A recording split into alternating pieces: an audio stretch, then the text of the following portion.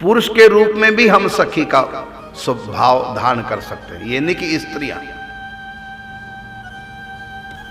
क्योंकि ये सखी भाव एक भाव है, न कि भौतिक शरीर। पत्नी का एक भाव है। देखो, स्त्री का शरीर भी वैसी है, बहन का शरीर भी वैसी है, अंग प्रत्यंग सब वैसी है, लेकिन भाव अलग अलग है। बहन का भाव अलग है उस व्यक्ति के प्रति, और उसी व्यक्ति के प्रति पत्नी का भाव अलग है। भाव तो अलग अलग है, शरीर एक जैसा है। इसी प्रकार स्त्री का शरीर चाहे पुरुष का शरीर, ये बाहर के भेद है।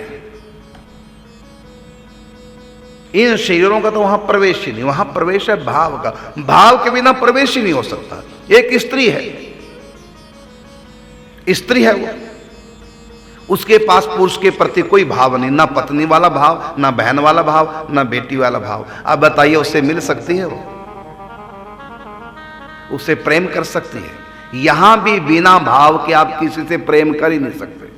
करेंगे तो पहले भाव होगा, या पत्नी वाला भाव, या बहन वाला भाव, या बेटी वाला भाव, भाई वाला भाव, पिता वाला भाव, कोई तो भाव होगा तभी तो प्रेम करोगे। बिना भाव के प्रेम हो ही नहीं सकता। इसी प्रकार परमात्मा के प्रति वो प्रेम का भाव, वो कौन सा? यशोदा की तरह पुत्र मान लो, सखाओं की तरह उनको सखा मान लो।